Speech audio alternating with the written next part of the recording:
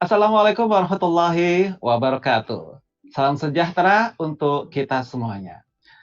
Kami ucapkan selamat datang kepada seluruh insan perbendaharaan dalam acara Online Talk Bintanas DJPB edisi perdana hari ini Senin tanggal 6 Juli tahun 2020. Acara ini diselenggarakan sebagai tindak lanjut atas arahan Direktur Jenderal Perbendaharaan pada acara webinar Bintanas DJPB pada tanggal 25 Juni 2020 kemarin, sekaligus penyesuaian kegiatan mentoring yang sebelumnya dilakukan secara offline menjadi online. Saya, Sarimin, dan latar belakang suasana dalam kantor gedung Prapto Sarjo 1 lantai 1 bersama Anda, seluruh insan perbendaharaan, baik yang berada di kantor pusat, Kanwil maupun KPPN, baik yang sedang work at office, work from home maupun work from home base, bersama-sama kita ikuti acara online talk Bintanas DJPB First Series dengan tema Bintanas mewujudkan ASN yang cakap, sehat, dan berintegritas untuk DJPB mantap. Bapak, Ibu, dan rekan insan perbendaharaan yang saya hormati, sebagaimana kita ketahui bersama, masa pandemik seperti saat ini memaksa kita untuk menyesuaikan berbagai prosedur atau cara bekerja kita yang berbeda dari sebelumnya. Contohnya adalah diterapkannya metode kerja Flexible Working Space atau FWS dalam berbagai bentuknya.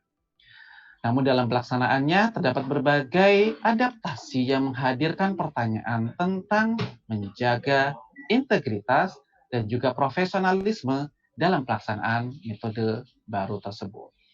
Untuk itu, pada kesempatan siang ini telah bergabung bersama kita narasumber yang berkompeten, yaitu Bapak Adnan Wimbiarto, Kepala Bagian Kepatuhan Internal Sekretariat Direktorat Jenderal Perbendaharaan, dan juga Bapak Ferry Taufik Saleh, Kepala Seksi Dukungan Implementasi Standar Akuntansi Lingkungan Pemerintah Daerah pada Direktorat Akuntansi dan Pelaporan Keuangan. Bapak Ibu yang saya hormati, seluruh insan perbendaharaan, tanpa membuang banyak waktu, mari segera kita mulai acara kita pada siang hari ini. Bismillahirrahmanirrahim. Baik, untuk sesi pertama ini, marilah kita ikuti sesi yang akan disampaikan oleh Bapak Adnan Wimbiarto yang akan menyampaikan materi tentang menjaga integritas dengan pelaksanaan kode etik pegawai secara paripurna. Kepada Bapak Adnan Wimbiarto, kami mohon kesediaannya. Silakan Bapak.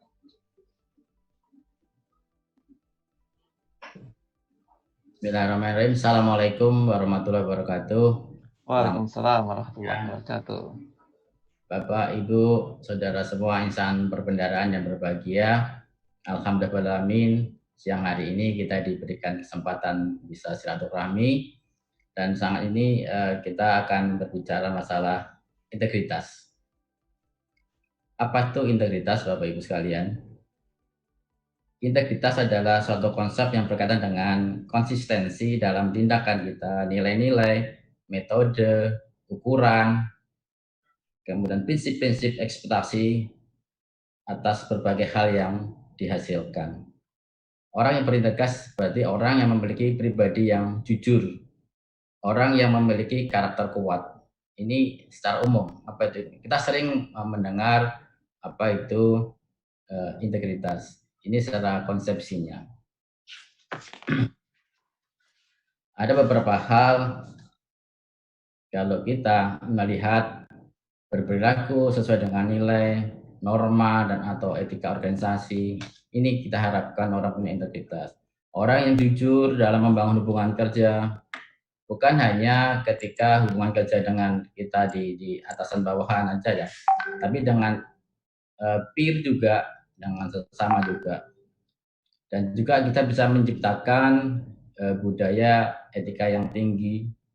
Bisa juga kita bertanggung jawab atas tindakan, keputusan, dan risikonya. Jadi ini yang harus kita lihat bahwa apa yang kita lakukan, apa yang kita putuskan, itu pasti segala sesuatu punya risiko dan kita harus berani untuk menjaga itu. Ketika kita berintegritas, kita punya kemampuan, kita punya tanggung jawab, kita harus berani membuat keputusan yang mempunyai risiko, dan risikonya harus kita tanggung. Dan kita yakin sebagai insan perbendaharaan, kita sudah punya integritas yang bagus, kita berbagai macam survei, terakhir kita ada SPI, kita mendapatkan hasil yang luar biasa, hasil yang tinggi. Namun begitu, Bapak Ibu Saudara semua insan perbendaharaan, di dalam berintegritas kita ada beberapa tantangan kita. Ada yang sering kita lihat ketika seorang ASN ini, kita lihat terakhir kemarin ada juga yang ketangkap masalah korupsi. Saya yakin insan perbendaharaan tidak akan melakukan hal seperti itu, dan sampai saat ini kami mendapatkan data bahwa kita hampir dapat dikatakan tidak ada yang korupsi. Suap mungkin juga, ini sebagai individu ya, suap juga nggak ada kita sampai sekarang, dan saya harapkan jangan sampai ada. Karena apa? Sebagai jalur kendaraan yang sudah paham, di Kementerian Keuangan juga kita punya nilai-nilai Kementerian Keuangan bahwa kita yang nomor satu adalah integritas. Nggak akan kita bisa dengan gampang, dengan mudah untuk tergoda. Dan berkali-kali ketika saya ada pertemuan dengan mitra kerja kita, dengan satker kita sampaikan, kita sudah berintegritas semua, sudah meninggalkan hal-hal yang sudah tidak dibenarkan secara aturan, secara etika, secara norma hukum. Dan saya sudah bilang juga, jangan mengganggu juga kita. Adik-adik kita, adik-adik yang baru ini OJT, banyak sekali yang harus belajar ya. Kalian semuanya udah menyatu dengan kita di perbendaharaan. Jangan tergoda. Meskipun itu misalnya, maaf, hanya sebatang rokok. Jangan pertaruhkan itu. Dan juga dengan organisasi yang korup. Insya Allah kita di Kementerian Keuangan organisasi yang tangguh, yang bagus, integritasnya, kita jujur semua itu. Kenapa? Ada sistem yang kita bangun, yang kita menginginkan, kita sistem itu berjalan dengan bagus, sistem yang baik akan membentuk integritas individu yang baik berkali-kali. Kemudian sistem yang buruk dapat dibentuk menjadi oleh individu yang berintegritas. Kita bisa. Di DJPB, alhamdulillah kita beberapa kesempatan diskusi dengan teman-teman di KL, banyak yang belajar bagaimana menegakkan integritas ini. Karena kita yakin di semua level individu semua pegawai di DJPB mempunyai integritas yang luar biasa yang bisa dihandalkan. Tidak gampang tergiur. Karena dari individu yang punya integritas yang kuat, integritas individu yang kemampuan yang berharga di atas rata-rata, jangan banyak yang belajar bagaimana menegakkan integritas. Lagi bilang di DJPB nggak ada kesempatan Pak, banyak kesempatan, banyak peluang. Kalau saudara-saudara semua insan perbendaharaan melihat proses bisnis yang ada banyak. Cuman kita yakin dari pimpinan juga memberikan keyakinan pada kita orang DJPB bisa menerima tantangan itu dan tidak tergiur. Alhamdulillah selama ini juga survei sudah membuktikan semua mitra kerja kita sudah memberikan penilaian luar biasa. Ini harus kita pertahankan dan kita tingkatkan. Karena apa? Dengan godaan-godaan yang ada, yang di sana kita melihat pola-pola ketika hidup hedonisme yang nggak benar, nah ini harus kita berani untuk mengatakan tidak. Kenapa? Dengan integritas ini kita punya dampak positif di dalam organisasi, institusi, semuanya mental individunya bagus, semua berpikir positif, kepemimpinan juga enak, komunikasi lancar, organisasi dinamikanya bagus, mental karyawan juga bagus, tidak ada yang saling menjatuhkan, tidak ada yang saling melapor kepada pimpinan. Dan di sini ada penentu utama dalam membangun kepercayaan dalam organisasi, trust, hubungan kerja yang produktif, semuanya bisa kita lakukan ketika kita semua berintegritas. Di mana sih posisi integritas kita sebagai ASN? Kita melihat bahwa faktor pembangun integritas itu ada nilai daya nalar, keberanian. Ini yang luar biasa. Ketika ASN punya kapabilitas, kesanggupan individu untuk mengandalkan kualitas pribadi, kita akan menjadi seorang ASN yang berintegritas. Di dalam Undang-Undang Nomor 5 tahun 2014 tentang ASN, kriterianya jelas sekali bahwa integritas diukur melalui kejujuran. Ini luar biasa. Kejujuran nomor 1. Kepatuhan terhadap ketentuan peraturan perundang-undangan. Kemampuan bekerja sama. Pengabdian kepada masyarakat, bangsa, dan negara. Sering Ibu Menteri menyampaikan jangan lelah kamu mencintai negeri. Kenapa? Kita sebagai ASN, kita mengabdi pada masyarakat, bangsa, dan negara. Kita menjadi perangkat bangsa. Ini luar biasa ketika kita mempunyai integritas. Apa sih faktor-faktornya tadi? Yang pertama itu keyakinan, belief, menjadi dasar keinginan individu dalam berperilaku atau bertindak. Kalau kita punya keinginan, niat motifnya kita harus berintegritas, karena semua kalau nggak ada niat ya, semua apapun kalau tidak ada niat nawa itunya, tidak punya keinginan untuk kita berbuat baik, jangan bisa. Motifnya seperti apa? Kemudian juga ada yang dengan daya nalar. Daya nalar kita, jika regulasi dinonaktifkan, moral disengagement akan terjadi. Kita kita akan cuek aja, nggak punya engagement dengan organisasi. Yang penting ini punya kerjaan ya kerja itu aja. Individu sekali kita nggak bisa seperti itu.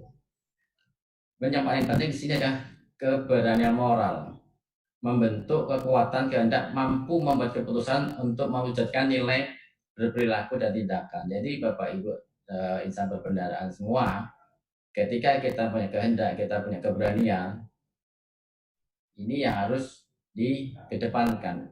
Ada sesuatu yang nggak pas di kita informasikan, kita beritakan sesuai dengan level tingkatan di mana kita posisinya ada. Ini semua bagaimana integritas kita jaga. Di sini kita ambil bagaimana menjaga integritas dengan kode etik yang paripurna. Nah, kita sekarang di DJPP. DJPP kita punya di aturan Menteri Keuangan, kode etik PNS di Menteri Keuangan.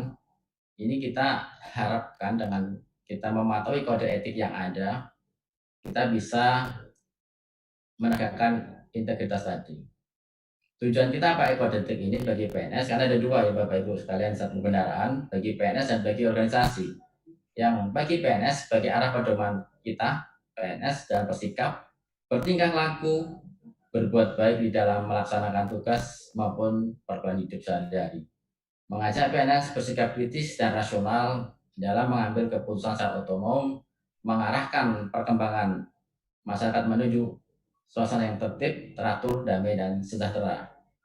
Sedangkan bagi organisasi, sana kontrol bagi masyarakat atau profesi pegawai negeri sebagai early warning system. Kemudian menjangkau wilayah abu-abu kaitan dengan moral PNS. Kadang-kadang kita di mana melanggar kode etik atau tidak.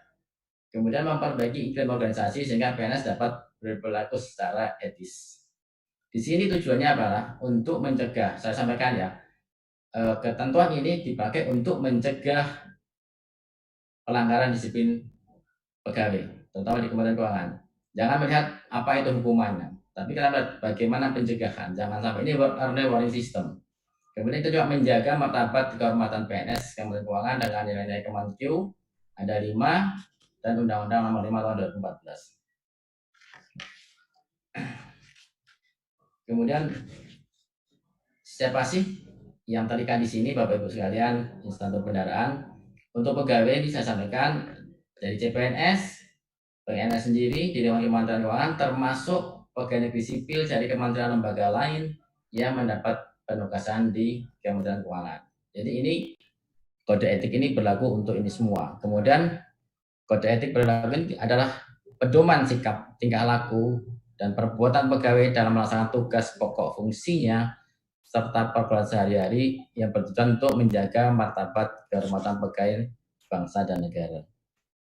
Ini pelanggaran ini nanti tidak akan saya sampaikan detail pelanggaran ini segala bentuk ucapan, tulisan, gambar, perbuatan yang bertentangan dengan kode etik, kode perilaku. Nanti akan sampaikan apa saja yang dilanggar. Nanti Bapak Ibu insan perbendaharaan tolong hal-hal ini dihindari. Karena ada SKB, nanti akan saya sampaikan ada 11 item apa saja yang masuk ini.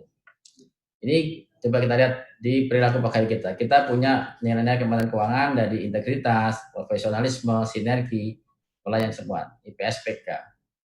Nilai-nilai jasa ASN kita. Kita memegang teguh ideologi Pancasila, setia dan mempertahankan UUD 45 serta pemerintah yang sah, kemudian mengabdi pada negara dan rakyat Indonesia, sampai di akhir ya, meningkatkan efektivitas efisien sistem pemerintahan demokratis sebagai perangkat sistem karir. Ini ada nilai dasar ASN. Ini perilaku kita Bapak Ibu sekalian di Kementerian Keuangan. Kalau kita mengulik lebih dalam lagi di kode etik perilaku, ini kalau kita dulu yang generasi senior, kita dulu kenal namanya butir-butir Pancasila P4 ya. Ini kan juga ada kita. Kita ada kode etik, kode perilaku di Kementerian Keuangan. Kita ada 16 butir untuk nilai integritas, ada 16 butir untuk nilai profesionalisme, ada 10 butir untuk nilai sinergi, ada 6 butir untuk nilai pelayanan, dan ada 6 butir untuk nilai-nilai kesempurnaan. Jadi ini kita punya beberapa hal. Saya ambil di sini nilai integritas untuk siang hari ini, karena ada 5 nilai, saya khususkan di integritas kita. Yang pertama, kode etik perilaku kita adalah menjaga cita harkat martabat Kementerian Keuangan di berbagai forum, baik formal maupun informal, di dalam maupun di luar negeri. Memegang teguh sumpah jabatan PNS, menjunjung tinggi norma. Ada beberapa hal yang nanti bisa Bapak Ibu baca di PMK 190. Tetapi yang saya sampaikan tadi terkait dengan integritas, ini coba nomor 14, tidak menunjukkan gaya hidup hedonisme sebagai bentuk empati kepada masyarakat, terutama sesama pegawai negeri. Ini dalam kondisi pandemi sekarang, kondisi seperti ini, kita bersyukur di Kementerian Keuangan, di perbendaharaan kita masih mendapatkan penghasilan. Ya, kita harusnya berempati dengan semua saudara-saudara kita yang sekarang berdampak.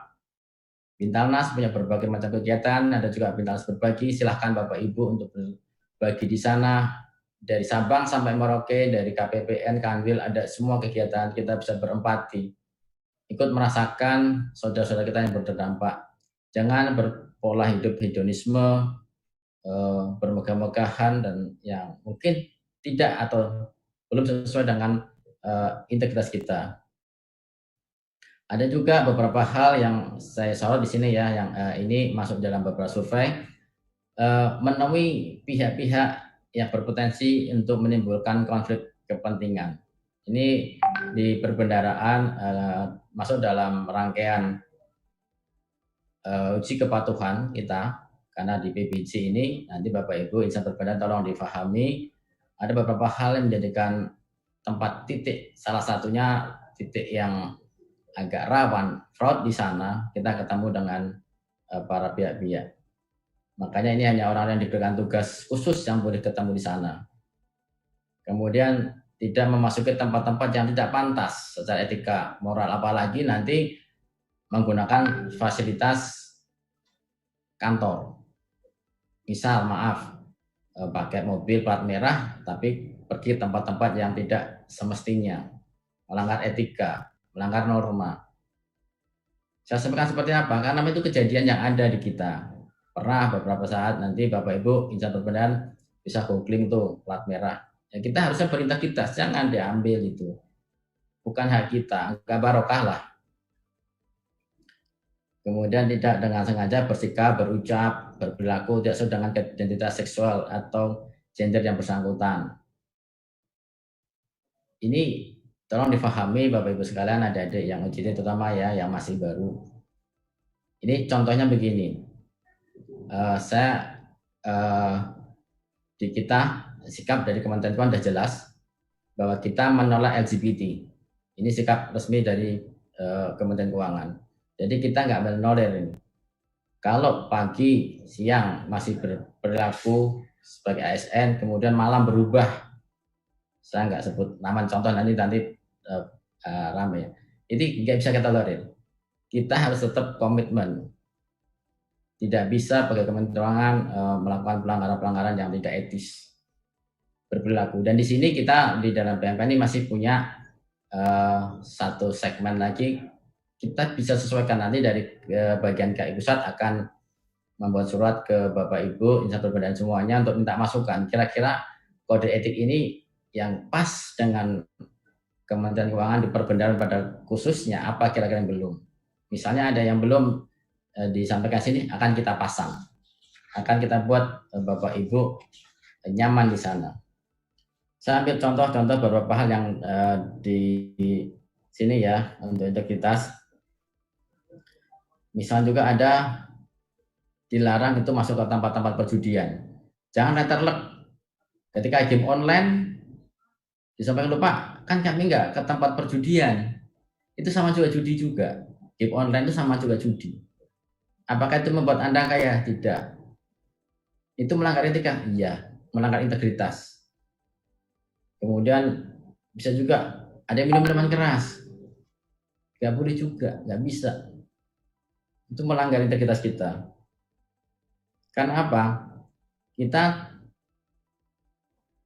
tidak ingin pegawai Kementerian Keuangan di perbendaharaan pada khususnya kedapatan atau kami yang di kantor pusat di bagian KI mendapatkan informasi pengaduan, oh Pak, ada pegawai kita yang main judi, ada pegawai kita yang minum minuman keras. Ini hukumannya luar biasa. Karena apa? Bisa masuk ke hukuman disiplin sedang berdampak pada instansi. Ini jangan sampai terjadi di perbendaharaan. Bisa atau tidak? Mungkin saja dengan kondisi sekarang, dengan kondisi pandemi yang sudah masuk bulan keempat, ketika sudah stres, nggak bisa kemana-mana, ketika kita tidak punya iman yang kuat, bisa kemana-mana pelampiasannya. Pertama cuma coba-coba, tapi lama-lama jadi ketagihan. Dari sabu-sabu, minuman keras yang dari sedikit-sedikit lama-lama jadi kebiasaan. Perilaku juga, Bapak Ibu, teman-teman semua ya, itu tolong jangan Anda bergaul dengan tempat teman-teman yang kurang pas. Etikanya di masyarakat seperti apa? Pergaulan Anda di masyarakat seperti apa? Harus dilihat. Citra dari PNS, ASN, dan citra organisasi harus Anda atau kita semua pertahankan untuk tetap lebih bagus. Kemudian di sini juga tadi disampaikan lagi ada beberapa yang nggak boleh menemui rekanan tanpa surat tugas terkait pekerjaan di suatu tempat. Kami profesional Pak, nggak ada ini, tapi kita menjaga, memitigasi. Jangan sampai ada hal yang nggak kurang pas. Apalagi kita menerima uang dari rekanan. Jangan sampai Bapak Ibu insan perbendaharaan ini masih terjadi. Insya Allah saya sih yakin di perbendaharaan tidak ada yang main-main seperti itu. Itu sudah bukan zamannya lagi. Kita ingin membangun republik ini, negara kita cinta ini bebas dari korupsi. Dari insan-insan individu yang punya integritas, insan-insan individu yang mempunyai karakter yang kuat, jujur, berani, insya Allah republik kita akan bisa bersih dari korupsi. Saya yakin itu bisa. Dari mana kita mulai? Dari kita semua. Kemudian untuk saya terakhir, jenis pelanggaran ini ada 11 jenis menurut SKB. Ini Bapak Ibu tolong difahami dan tolong dihayati. Ini yang sekarang mungkin Bapak Ibu kurang ngeh ya. Tapi ini akan jadi pantauan di berbagai level. Yang pertama adalah penyampaian pendapat lisan tertulis dalam format teks, gambar, audio, atau video melalui medsos yang bermuatan ujaran kebencian terhadap Pancasila, UUD 45, Bhinneka Tunggal Ika, NKRI, dan pemerintah. Tolong, ada beberapa yang iseng-iseng. Tolong dipahami bahwa kita terikat pada janji. Ini ada peraturan yang mengikat kita. Jangan meng-like atau share apa yang berkaitan dengan Pancasila, UUD 45, Bhinneka Tunggal Ika, NKRI, dan pemerintah. Karena apapun yang nanti Bapak Ibu itu akan terpantau oleh kami.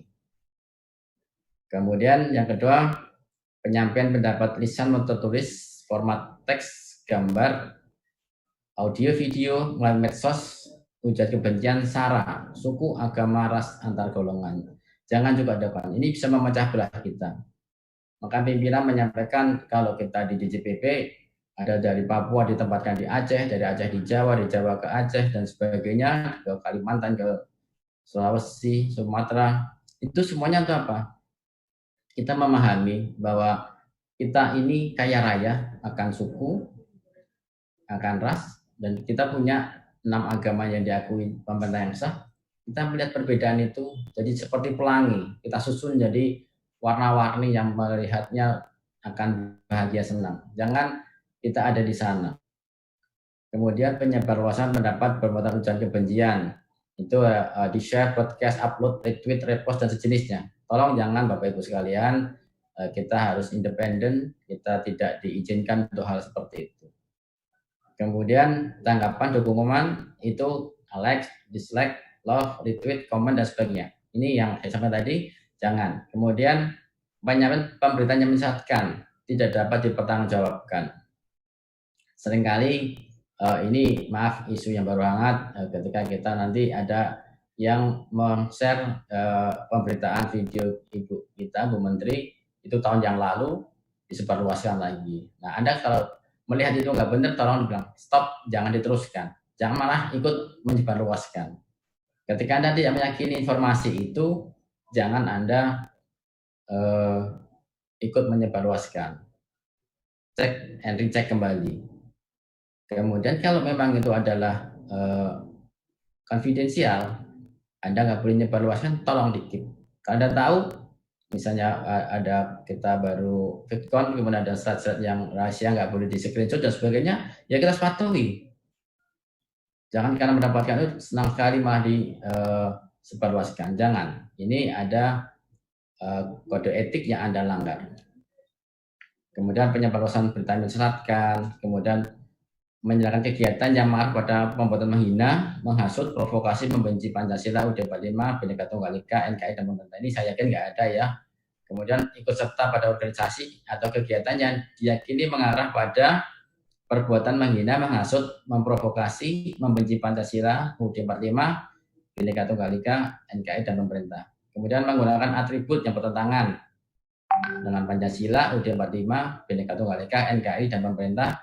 Kemudian pelecehan dan simbol negara, baik langsung maupun melalui medsos. Ini tolong juga Bapak Ibu jangan sekali-sekali di medsos ini gampang sekali kita terjebak di sana ya.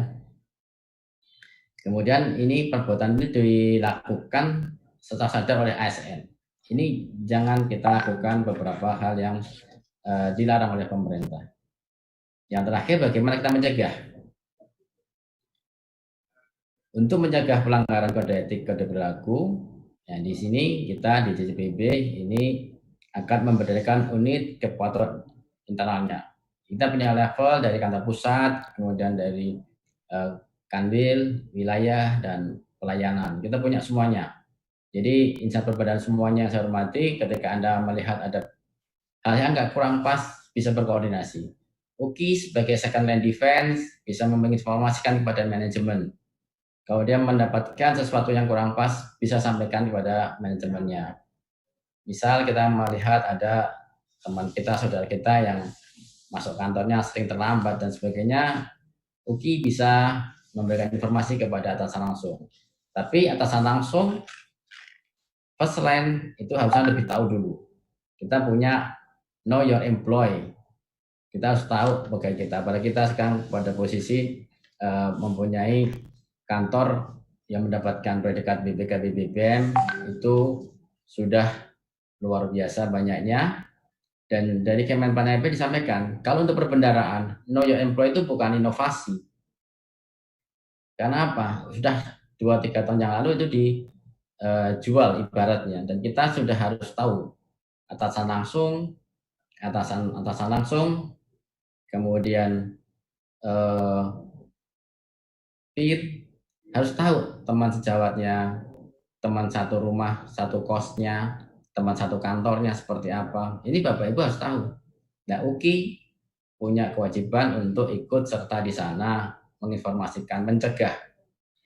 Yang kedua, kita akan berkoordinasi dengan Inspektur Jenderal melaksanakan pengawasan internal. Yang ketiga, membangun koordinasi dengan penyelenggaraan pendidikan dan pelatihan serta kepegawaian di pusat maupun di lingkungan Kementerian Keuangan mengupayakan pemahaman akan kode etik dan kode perilaku. Kemarin kita sudah ada 2 kali tes. Nah, ini sekarang ini baru kita akan ada lagi internalisasi untuk ini. Akan kita internalisasi dengan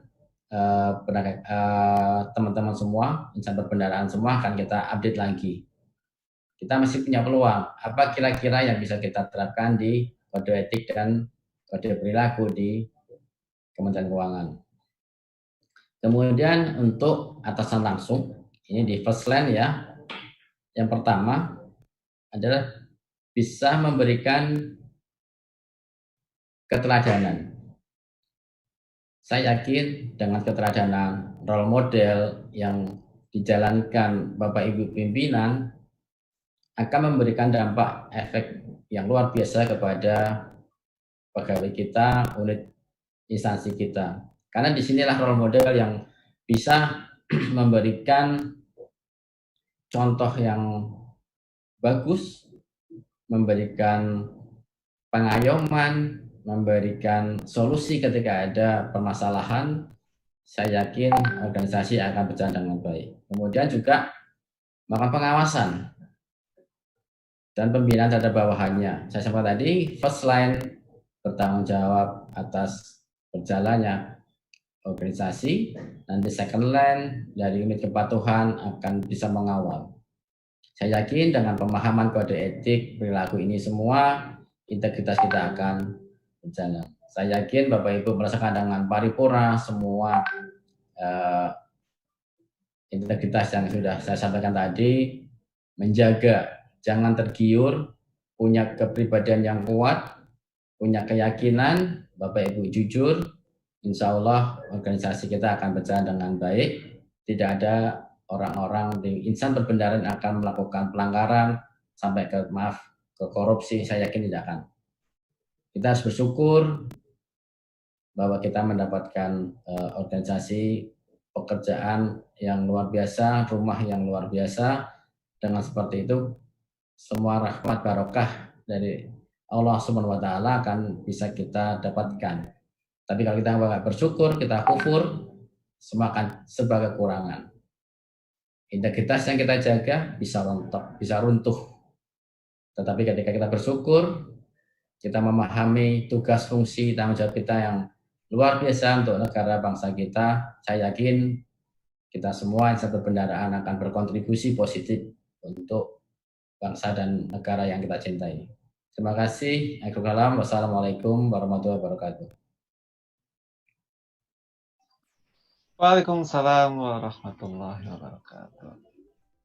Waalaikumsalam warahmatullahi wabarakatuh. Kami ucapkan terima kasih kepada Bapak Adnan Dimbiarto yang telah menyampaikan materi terkait dengan kode etik yang dikaitkan dengan nilai-nilai Kementerian Keuangan.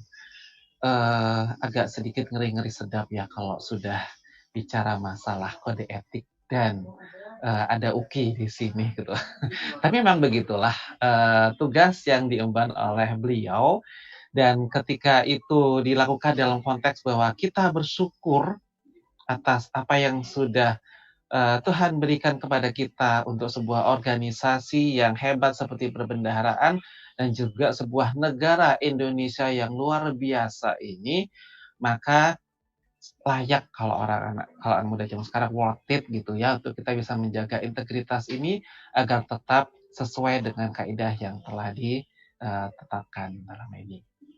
Baik, terima kasih kepada Bapak Adnan atas penyampaiannya. Sekaligus kami sampaikan kepada para insan perbendaharaan yang ingin menyampaikan pertanyaan, kami persilakan untuk menyampaikannya melalui link Slido Bintanas ya yang sudah tersedia di YouTube, atau kalau nggak di https://s.id/Slido Bintanas. Mohon menuliskan nama dan unit kerja dengan lengkap agar bisa jelas ini siapa yang menanyakan. Seperti itu ya.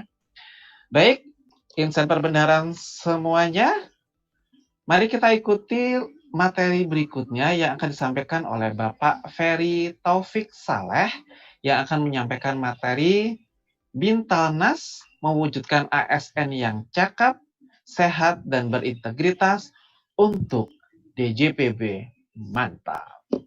Kepada Bapak Ferry Taufik Saleh, dipersilakan. Baik, terima kasih Mas Ari yang ganteng. Cakep Mas. Assalamualaikum warahmatullahi wabarakatuh. Waalaikumsalam warahmatullahi wabarakatuh. Selamat siang dan salam sejahtera untuk kita semua, Bapak Ibu, para pejabat di lingkungan Kementerian Keuangan, khususnya di lingkungan Ditjen Perbendaharaan. Yang kami hormati Bapak Adnan Wimbiarto selaku narasumber pada kesempatan kali ini. Semoga Pak Adnan senantiasa diberikan kesehatan yang afiat, Pak, sehingga bisa kemudian senantiasa memberikan kami nasihat-nasihat yang baik dan bisa juga istilahnya menjaga kami semua untuk berada tetap di jalan yang lurus gitu, Pak. Kami juga menyapa seluruh insan perbendaharaan dimanapun Anda berada. Sekali lagi kita ucapkan tagline kita di JPB Mantap. Baik, insan perbendaharaan menyambung tadi yang sudah disampaikan oleh Pak Adnan terkait dengan integritas, nilai integritas yang menjadi pokok sorotan utama kita belakangan akhir-akhir ini. Maka di sini saya ingin menyampaikan terkait dengan bagaimana kemudian kami merancang sebuah konsepsi Bintalnas dalam rangka untuk mendukung proses internalisasi.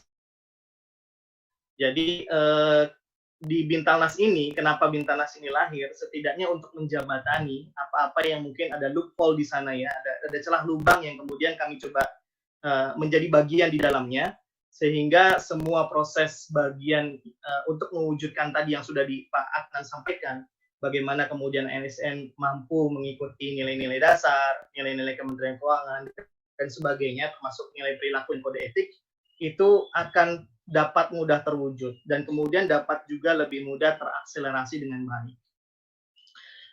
Baik, saya akan mulai pembahasan saya dengan memperlihatkan gambaran terkait dengan kehidupan manusia.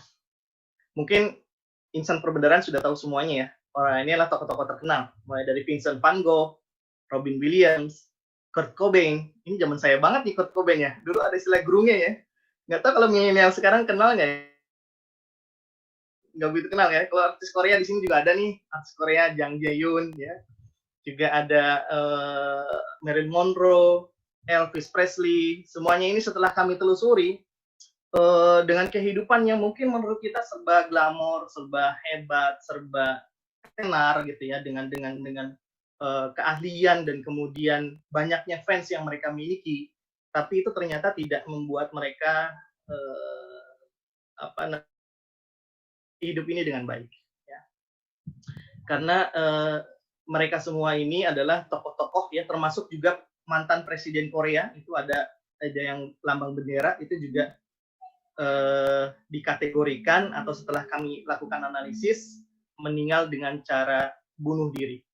Jadi semua tokoh-tokoh ini, tokoh-tokoh artis maupun tokoh-tokoh negara ini adalah tokoh-tokoh yang kita anggap sudah berhasil dalam bidang profesinya masing-masing. Nah, kenapa mereka sampai kemudian bunuh diri? Ya, ada hal apa di sana, gitu ya? Dan ini untuk menjawab juga sebuah statement atau pernyataan yang telah ditulis oleh Arnold J. Toynbee, ya, seorang ahli peradaban, gitu ya, ahli sejarawan terkait dengan peradaban. Beliau mengatakan bahwasannya banyak sekali negara-negara di dunia ini, gitu ya, yang kemudian hancur atau tidak hancur bergantung dari titik utamanya, dari core of the core ya, katanya apa sih? Inti dari inti, gitu ya. Jadi titik spiritualitas itu ternyata menurut kajian Arnold J. Toynbee, ini kalau tidak salah disejajarkan ya hampir dengan Ibnu Khaldun ini ya. Jadi beliau mengatakan bahwasanya banyak sekali di dunia ini yang kemudian hanya berbicara terkait core terluar, yakni berbicara terkait dengan sains dan teknologi, estetika, etika, tapi kemudian melupakan sisi spiritualitas. Nah, yang setelah beliau analisis itu mengalami kehancuran, kerusakan setelah mereka tidak kemudian mendalami atau menginternalisasi. Kalau kita bicara hanya sekedar sampai estetika ya, atau sekedar sampai tadi kode etik ya, terkait dengan etika, maka itu belum cukup menurut beliau. Perlu dihantam lagi gitu ya, perlu didalami lagi dari sisi spiritualitasnya. Atau sebaliknya. Jadi ketika ada orang ibadah, ahli secara agama, paham betul, tapi melupakan sisi sains dan teknologi, maka negara itu juga tidak akan berkembang dengan baik. Itu menurut pernyataan dari J. Toynbee yang diamini oleh banyak ahli dari peradaban. Nah, saya ingin mengajak teman-teman semua insan perbendaharaan untuk melihat bahwasanya negara ini sebenarnya sudah on track kalau menurut saya. Bagaimana kemudian presiden kita Bapak Jokowi telah menggaungkan nawacita. Salah satunya di poin ke-8 beliau menyatakan bahwasanya melakukan revolusi karakter bangsa melalui kebijakan penataan kembali kurikulum pendidikan nasional dengan mengedepankan aspek pendidikan kewarganegaraan yang menempatkan secara proporsional. Sekali lagi ya, secara proporsional. Aspek pendidikan seperti pengajaran sejarah, pembentukan bangsa, nilai patriotisme, cinta tanah air, semangat bela negara, budi pekerti dalam kurikulum pendidikan di Indonesia. Saya ingin mengajak bahwasanya model revolusi mental ini betul untuk dilaksanakan. Sehingga segala bagaimana kemudian kita bisa memahami kode etik, nilai perilaku, nilai-nilai Kementerian Keuangan secara lebih detail, atau budaya organisasi baik dari Kemenkeu maupun DJPB, itu pun akan semakin membumi, semakin dapat terinternalisasi dengan baik. Ya. Kalau bisa kita lihat di Kementerian Keuangan itu sudah ada kode etik dan kode perilaku PNS di lingkungan Kementerian Keuangan melalui PMK nomor 190. Sudah ada nilai-nilai Kementerian Keuangan dari mulai integritas, profesionalisme, sinergi, pelayanan, dan kesempurnaan. Juga sudah ada program budaya Kementerian Keuangan yang sama-sama kita sudah hafal. Ya. Mulai dari satu informasi setiap hari, hingga kemudian ringkas, rapi, resik, rawat, dan rajin. Pun begitu di DJPB, unit organisasi kita bersama, di mana DJPB mengusung sebuah tagline, DJPB mengawal APBN, Indonesia Maju. Dengan sebuah yel yang sangat kita pahami bersama, yaitu DJPB Mantap. Modern, andal, terpercaya, akuntabel, dan profesional. Begitupun dengan program budaya organisasi yang kita miliki di DJPB. Sudah ada Smilesy. Semoga ini menjadi bagian yang betul-betul kita pahami di tahap awal. Setelah itu, kalau kita sudah mengetahui itu semua, mengetahui dan kemudian memahami apa yang kemudian disampaikan oleh para pimpinan kita, ya, atau istilahnya kalau dikenal dengan top of the tone gitu ya, tone of the top, mohon maaf, dimulai dari para pimpinan yang kemudian menyampaikan ini, menggulirkan ini, menyebarkan ini, gitu ya. Maka kemudian pimpinan juga menggulirkan sebuah program, yaitu Bintalnas DJPB. Ya. Apa sebenarnya Bintalnas DJPB ini? Makhluk apa itu ya? Mungkin ada beberapa yang sudah pernah dengar, sebagian ya melalui surat dan sebagainya, pernah diajak ikut mabit, pernah diajak ikut acara keagamaan lainnya, seperti ke pura maupun ke gereja dan seterusnya. Tapi ada juga banyak yang masih belum paham atau belum mengerti tentang apa itu Bintalnas. Ya, bagaimana sifat kedudukannya, bagaimana kemudian dia bergerak seiring dengan proses internalisasi yang tadi saya maksudkan. Jadi sudah ada penyampaian buku panduan pembinaan mental di lingkungan Kementerian Keuangan yang dilakukan oleh Bapak Sekretaris Jenderal Kementerian Keuangan saat itu, ya diterbitkan langsung, kemudian disebarkan ke seluruh unit eselon 1. Nah, di seluruh unit eselon 1 ini kemudian bergerak bagaimana kemudian mengejawantahkan atau mengimplementasikan terkait dengan Bintalnas DJPB ini. Ya. Mari kita selami lebih dalam. Profil agen Bintalnas yang ingin kita bentuk adalah profil yang cakap, sehat, dan berintegritas. Sekali lagi, profil yang cakap, sehat, dan berintegritas. Cakap dalam artian kompetensinya betul-betul dimiliki. Baik yang soft, maupun yang hard, ataupun yang sosiokultural. Yang saya maksud di sini, Bintalnas mencoba untuk menjembatani apa-apa saja yang kemudian masih belum bisa dilakukan oleh bagian SDM maupun yang belum dilakukan oleh bagian kepatuhan internal. Dalam hal ini misalnya ambil contoh terkait dengan program Cinta, ya, atau terkait dengan program integrity framework yang ada di unit kepatuhan internal. Kompetensi ini juga kemudian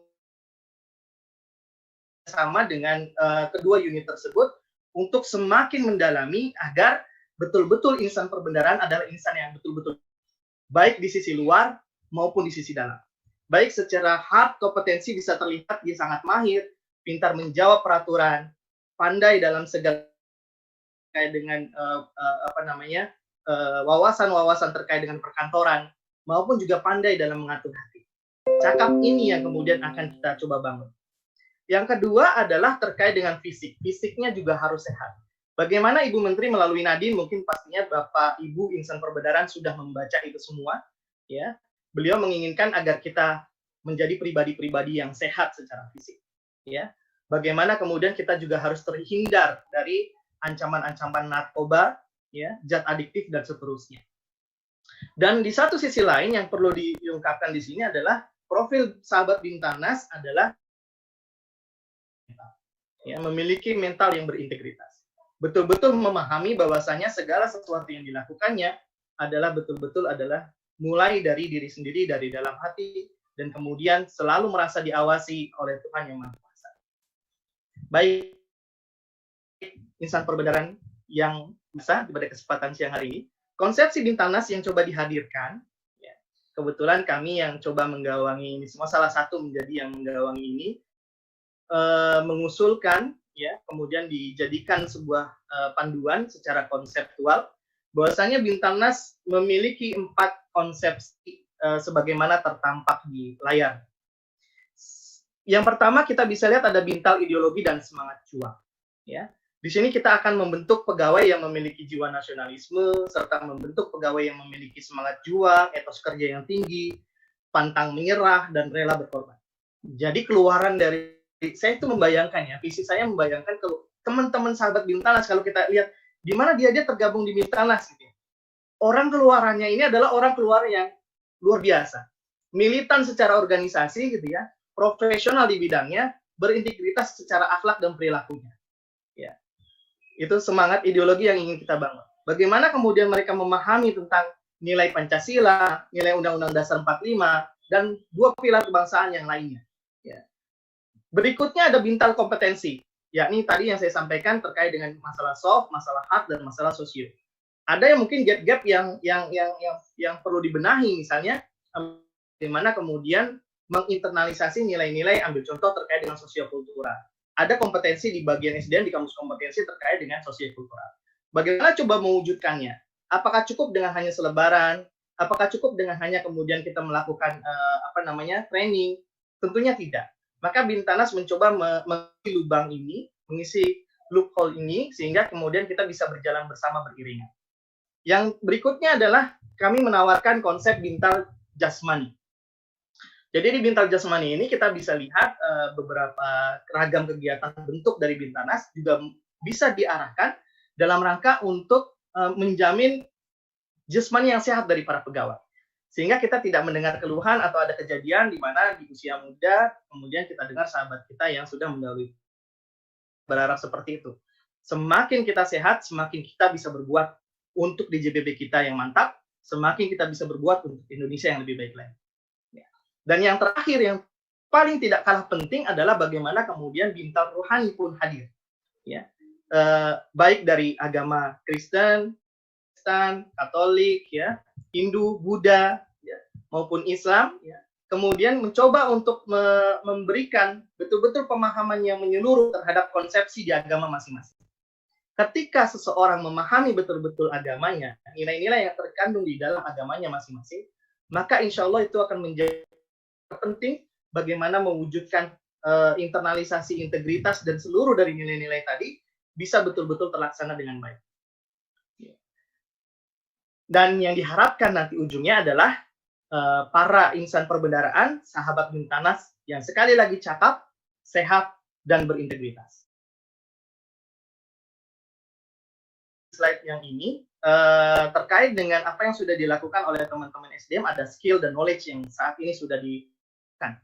Tapi sebuah kemampuan atau kompetensi seseorang harus melibatkan ke semua hal ini. Ya, TAAS kayak ini. Tidak hanya sekedar skill dan knowledge. Skill dan knowledge itu adalah bagian penting, tapi tidak akan pernah terlepas dari yang namanya talent dan attitude. Mengapa demikian? Karena talent dan attitude inilah yang keluar-keluar. Inilah yang akan mewarnai jiwa seseorang. inilah yang akan mewarnai bentuk kerja dan kinerja seseorang. Ya. Sekarang mungkin sudah ada manajemen talenta. Ya. Talenta itulah yang kemudian kita akan asah lebih dalam. Bagaimana kemudian kita mencoba, kami di Bintanas mencoba untuk lebih menggali itu semua. Apa yang suka di kreasi seni itu juga bagian dari talenta. Suka di MC itu juga bagian dari talenta. Ya, bagaimana kemudian kita menghidupkan talenta-talenta muda tadi, para milenial tentunya ini adik-adik sekalian nih yang masih milenial, tunjukkan kemampuannya. Gabung di Bintanas. Kita coba lihat bagaimana kemudian kita angkat talenta-talenta muda tadi sehingga bisa bermanfaat bagi organisasi kita tercinta.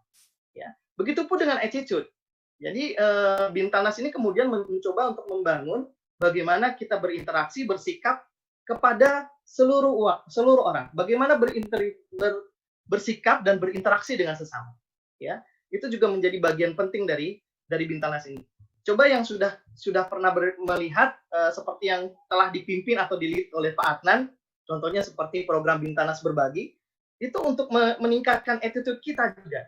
Bagaimana ketika kita beraktivitas, jangan lupa ada hak orang lain di sana. Ya, attitude itu yang kemudian akan coba kita bangun.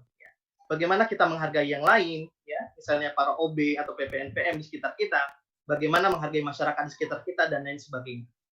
Baik, tujuannya oleh karena itu adalah yang tertampak di layar ini. Bagaimana cinta tanah air itu terbentuk, integritas tetap ada, semangat perubahan seperti saya ini ya. Konon katanya, kata Abang Haji Roma Irama, para remaja itu ya,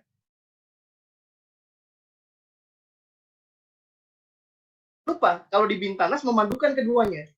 Nasihat dari yang senior, ya, semangat dari yang muda. Jadi kedua ini insya Allah kalau ada, akan berjalan dengan sangat bagus. Ya.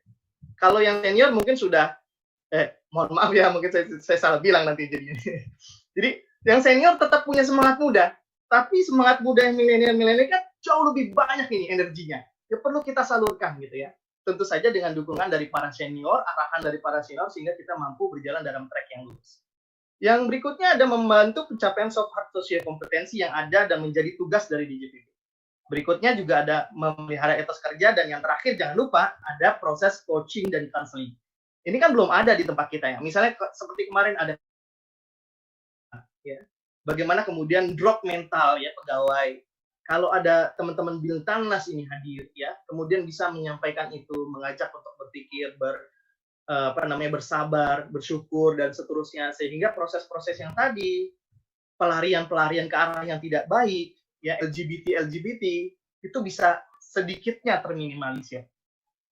Informasi-informasi keberadaan terkait itu ya kemudian bisa diketahui lebih awal dengan adanya Bintanas ini. Bidang studinya pun ada banyak ya, nanti kita bisa kembangkan. Ini beberapa yang kami coba susun saat ini. Ada nilai agama, ada nilai dasar ASN, Kementerian Keuangan, kapasitas kompetensi SDM, 4 pilar kebangsaan dan bela negara, serta sejarah bangsa dan kepahlawanan. Nah, dari bidang studi yang ada ini, kita bisa terjemahkan dalam ragam bentuk yang ada.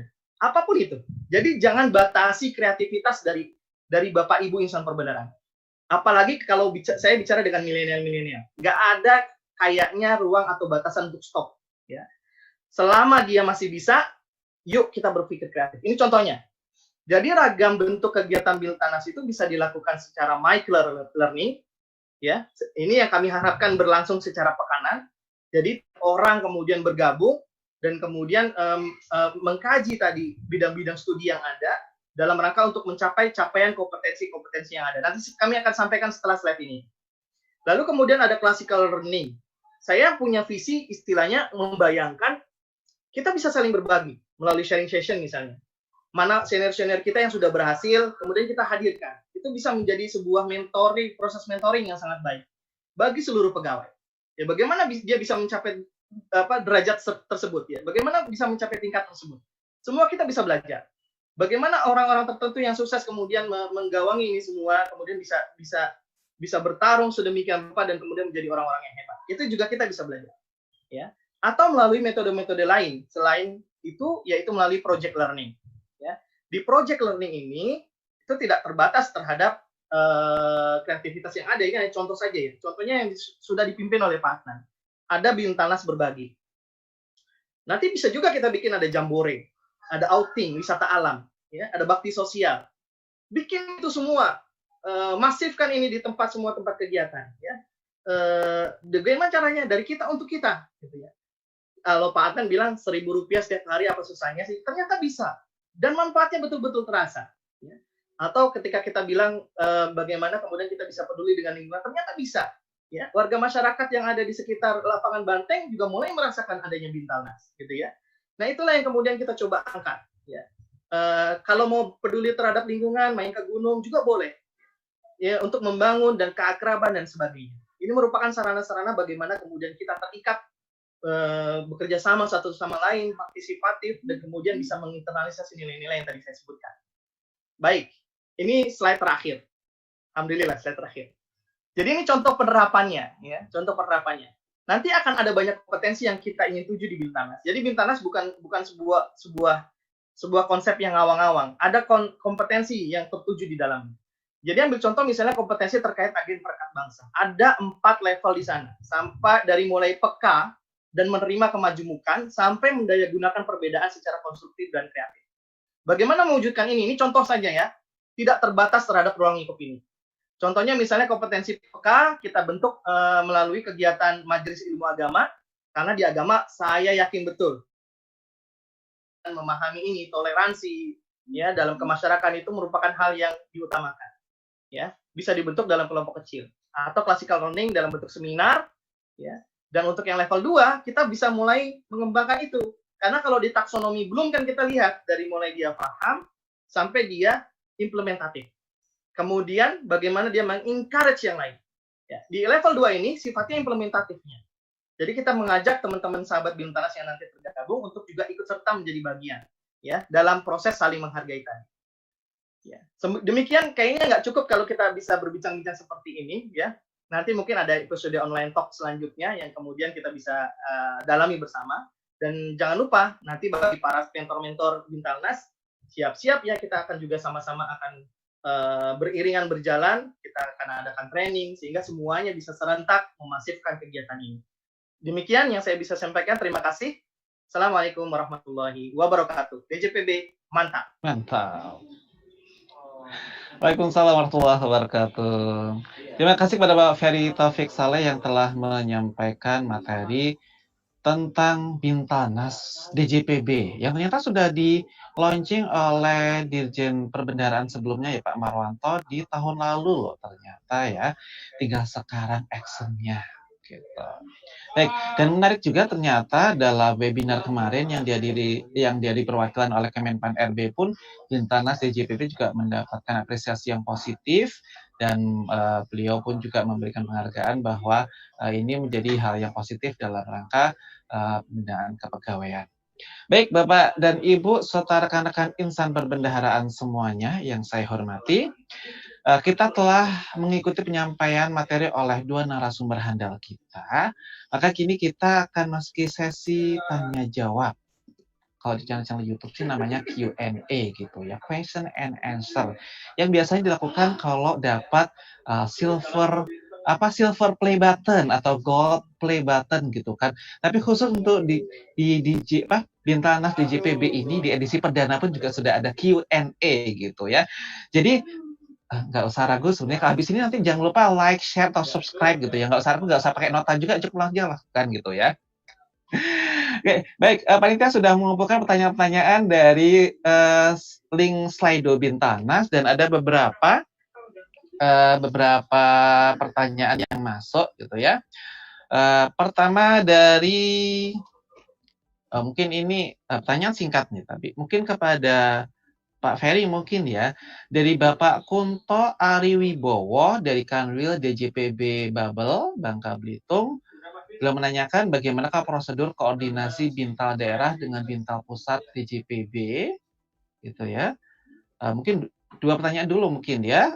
Satu lagi dari Hendra Kanwil Jabar yang menanyakan, mungkin ini kali lebih tepatnya ke Pak Adnan nih Pak.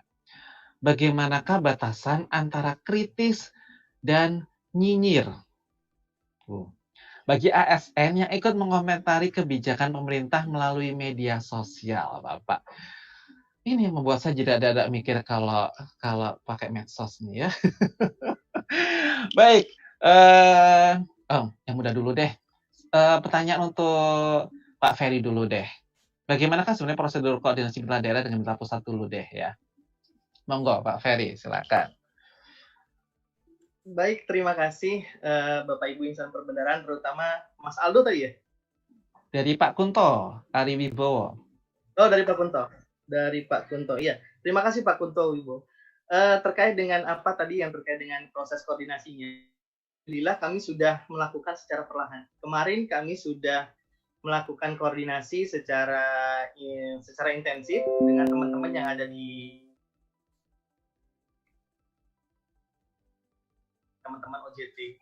Namun demikian untuk yang selanjutnya kami juga telah melakukan koordinasi dengan seluruh perwakilan Bintarnas se-Indonesia.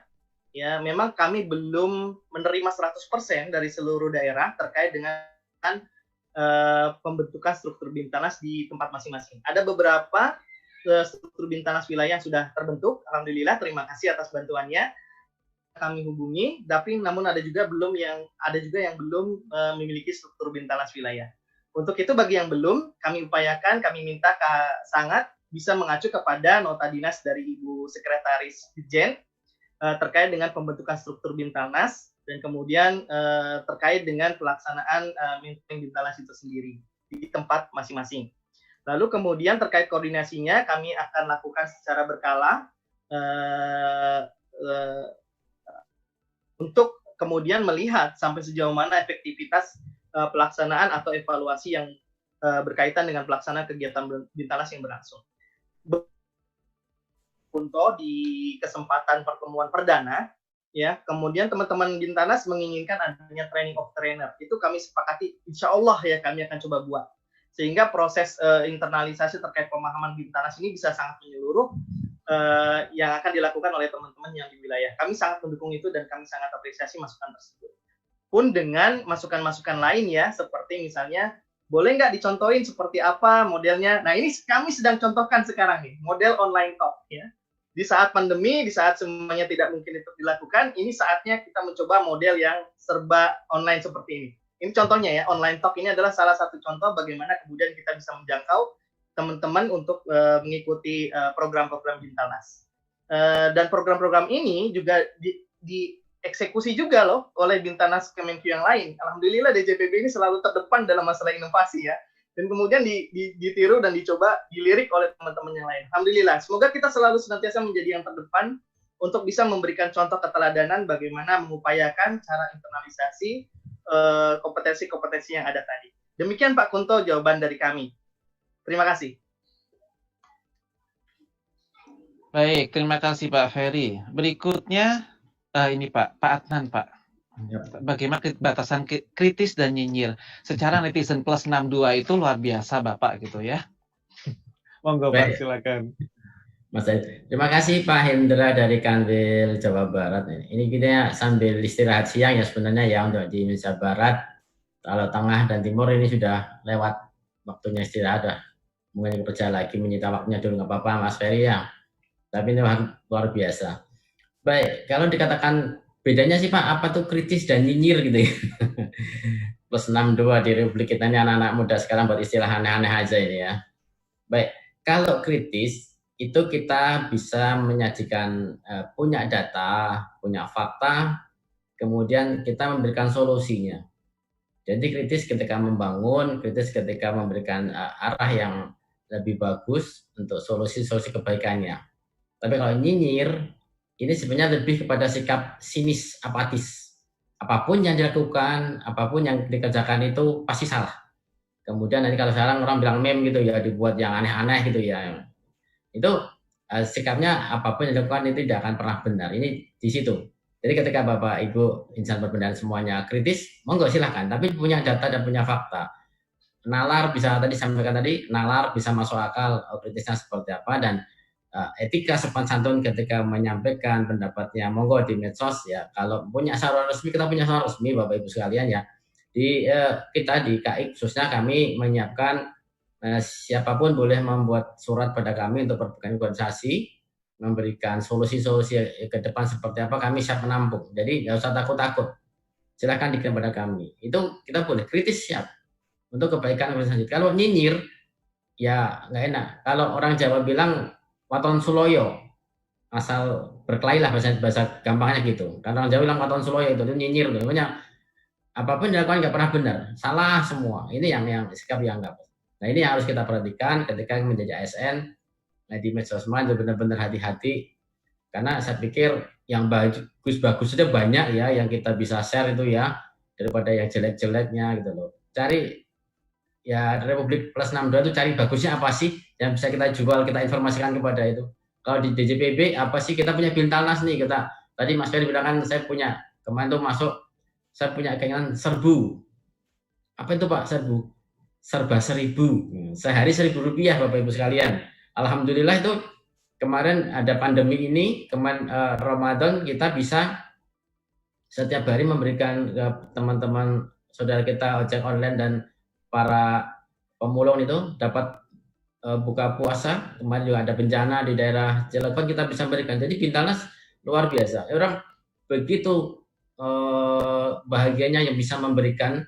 Ketika kita bisa bahagia memberikan orang lain bahagia, itu bisa mencapai titik di mana kita mendapatkan kebahagiaan. Itu yang kita coba cari. Tadi saya bilang bersyukur kita.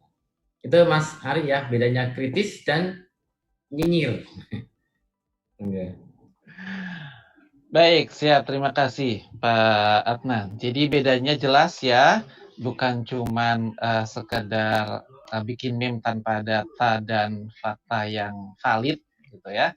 Ini selain punya data dan valid gitu Pak, ya bukan cuma data, karena data bisa cari di mana aja, tapi yang valid itulah yang lebih diperlukan. Dan sebenarnya perbendaharaan itu sumbernya data pembangunan gitu ya, sebenarnya luar biasa itu kalau kita. Makanya tagline perbendaharaan itu kan mengawal APBN Indonesia maju. Sebenarnya itu bisa jadi sarana untuk itu. Baik, terima kasih Pak Adnan. Ini ada pertanyaan lagi nih Pak, mohon maaf. Mungkin minta permintaan penegasan mungkin ya. Dari Henrico Kanwil DJPB Banten, beliau menanyakan bahwa kegiatan Bintalnas ini kan akan menggunakan jam kerja. Apakah perlu dimasukkan dalam taks atau tugas saya di aplikasi?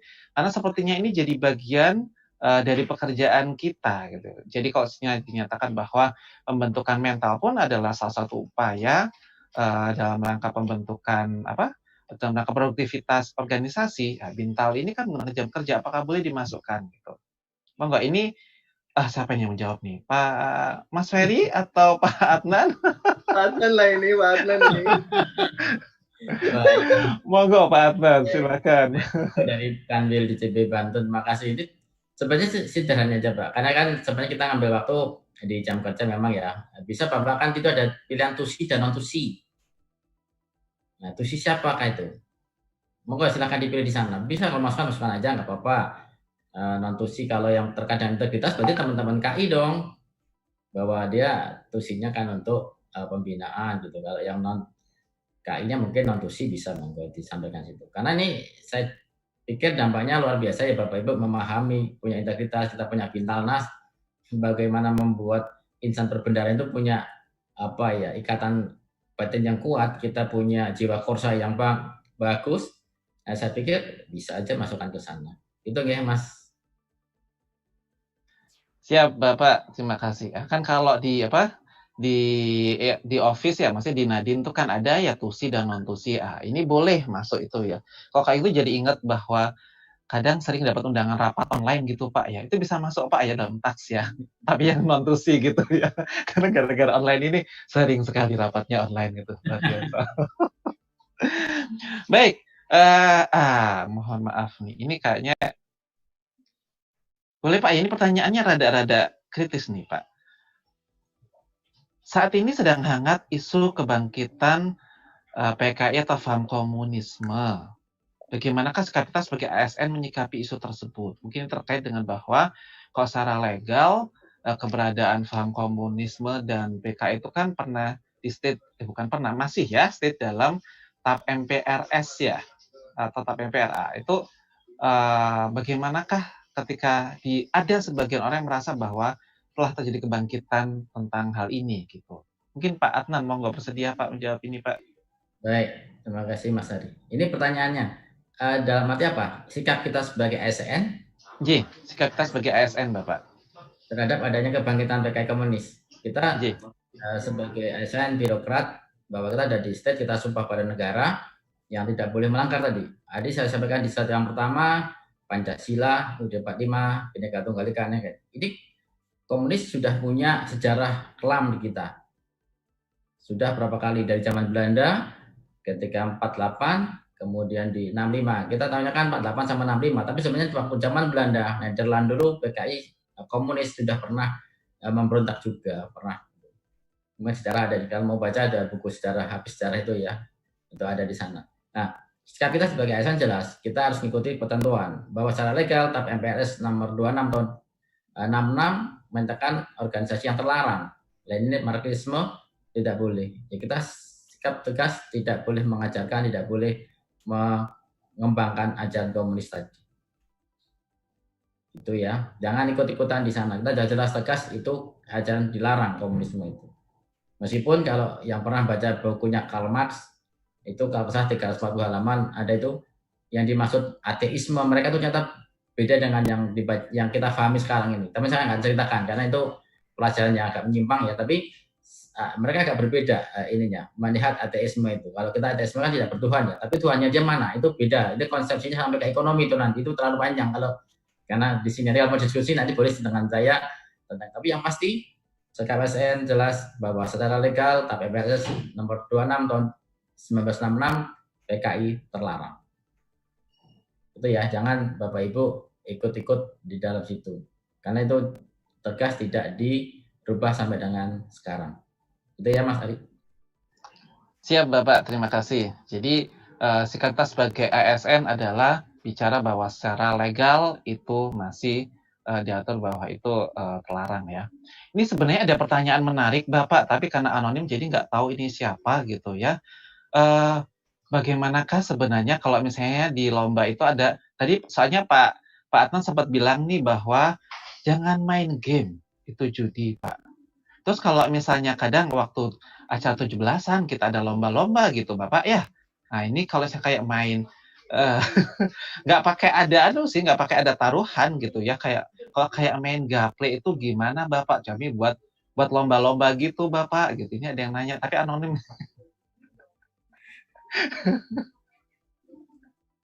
Baik, Mas, ini ternyata saya yang paling laku banyak ini Mas. Bingung soalnya kalau mau nanya Bintanas. Sebenarnya ada juga Pak, tapi ini yang menarik Pak saja Pak. Jadi begini ya, insan berbeda semuanya kayak gaple dan sebagainya itu permainan ya. Kalau secara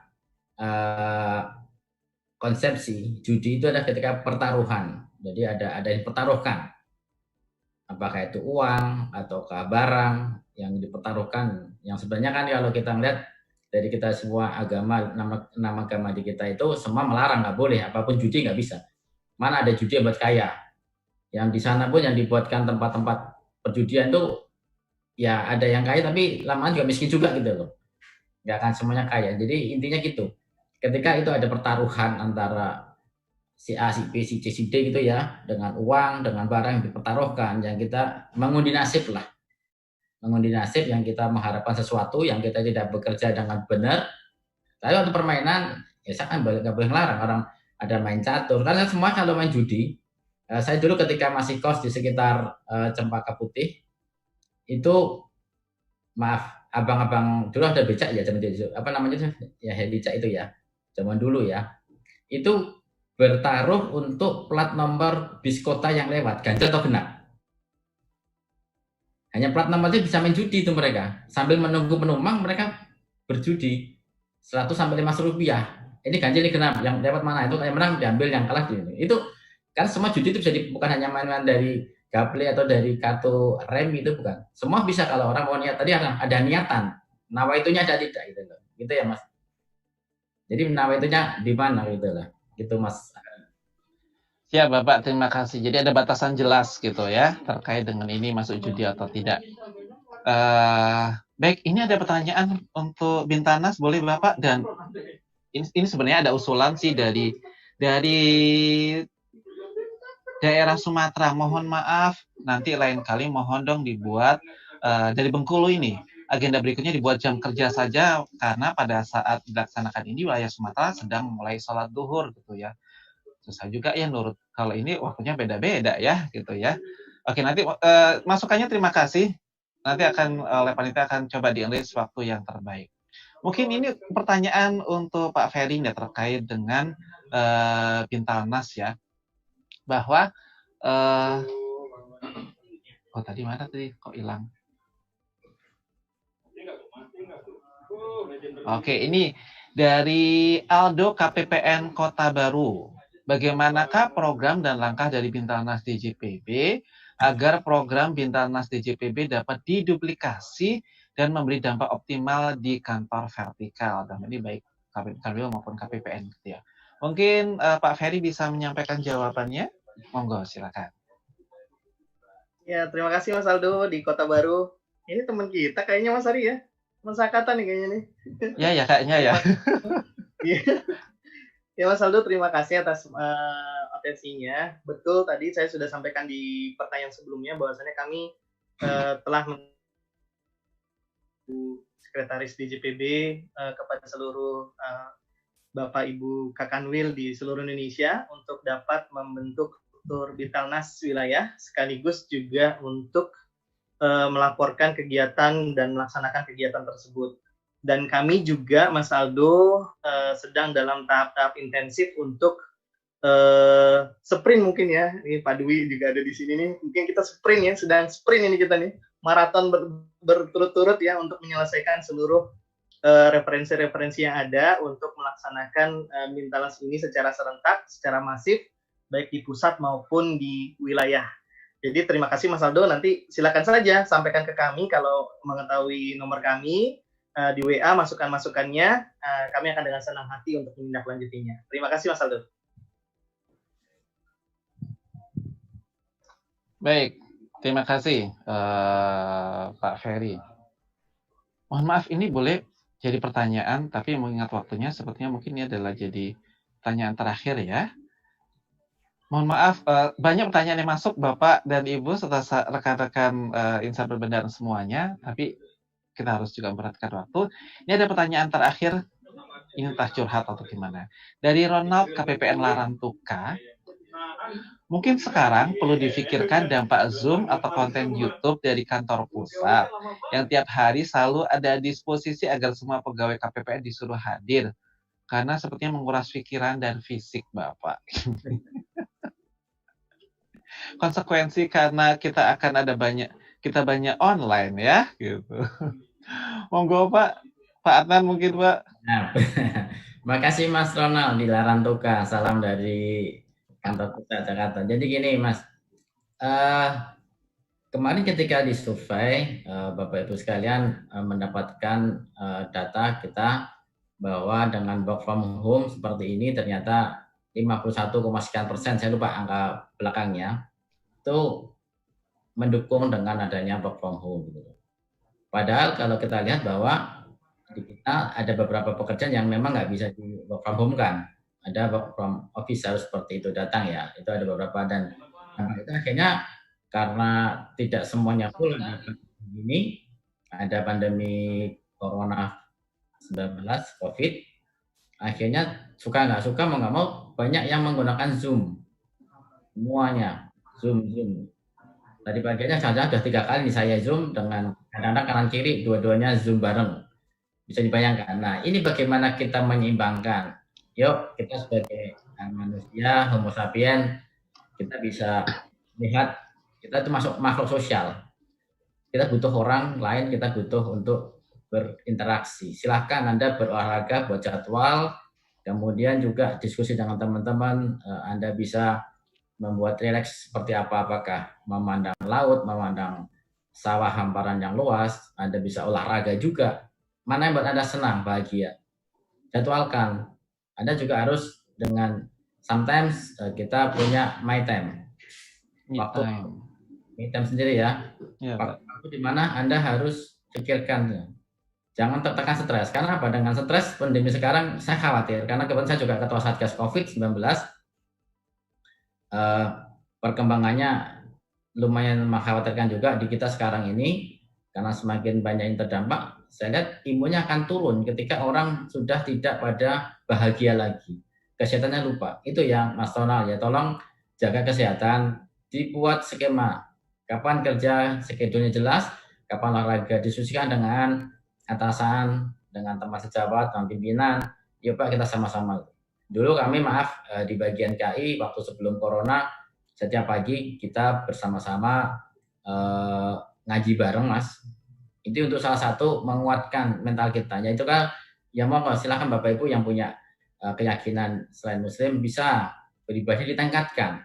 Ya Muslim bisa tahajud, bisa duha dan sebagainya. Itu salah satu untuk menghilangkan stres. Kita nikmati, karena kita juga nggak tahu, siapapun nggak bisa meramal kapan pandemi ini selesai, kapan COVID-nya pergi dari ini. Tapi kita yakin pasti itu akan memberikan dampak kepada kita suatu saat nanti, kita melihat hasilnya. Sekarang kita terbiasa dengan seperti ini, Zoom, terbiasa dengan dunia maya yang rapat, yang mungkin kita nggak bayangkan sekarang Bintanas kalau di YouTube sudah sekian ratus orang tuh ya, mungkin hampir 1.000 yang menonton. Kalau kita rapat, ya apa bisa? Berapa gedung itu kita siapin? Dan untuk waktu nanti mungkin teman-teman di Bintanas ya kita bisa diskusikan waktu yang pas seperti apa. Yang memang kan agak susah karena kita ada di kata 4 ya, Wita dan BIP. Ya, jadi kita paskan itu juga kita bisa selesai sholat duhur langsung masuk ya, join ya. Jadi itu ya Mas Ronald ya. Jadi tolong jaga kesehatannya tuh. Dan semua Bapak Ibu, saudara-saudara insan perbendaharaan, tolong jaga kesehatan, physical distancing, asupan gizi, vitaminnya, jangan lupa istirahat, serta satu lagi yang penting adalah pikiran yang positif. Positive thinking yang Anda miliki, Anda punya kemampuan untuk menyebarkan pada saudara-saudara di sekitar, keluarga, kerabat, pikiran-pikiran positif. Kita nikmati yang pemberian dari Yang Maha Kuasa, kita syukurin, insya Allah kita akan sehat. Jadi itu kuncinya. Kalau Anda semua berpikirnya, aduh takut ini itu, kata dibilang nyinyir gitu, itu malah imun kita akan turun. Tapi kita positive thinking, kita punya keinginan yang kuat bahwa kita akan sehat, kita bisa mengerjakan. Pekerjaan itu bisa kita manage, bisa kita atur, kita buat schedule, kita jadwal, jam-jam mana kita istirahat, jam mana kita makan, jam mana kita kerja, buat yang bagus, senyaman dan senikmat Anda, kemudian diskusikan dengan teman, dengan pimpinan, dengan keluarga, insya Allah semua akan berjalan dengan baik. Intinya Anda komunikasikan, jangan dipendam sendiri. Anda komunikasi dengan pimpinan, dengan sejawat, peer, atasan langsung, insya Allah semua akan berjalan dengan baik. Mungkin itu Mas Ari, terima kasih. Baik, terima kasih Pak Atang atas jawabannya. Kalau boleh diringkas bahwa jangan lupa bahagia. Ya. Jangan lupa bahagia karena dari bahagia itu akan bisa meningkatkan imunitas kita. Kalau anak muda sekarang bilangnya take it easy gitu ya. Karena sesungguhnya segala pekerjaan yang berat itu akan terasa ringan kalau tidak dilakukan gitu ya. Jadi jangan bilang berat kalau belum dilakukan, lakukan dulu baru bisa bilang bahwa itu berat.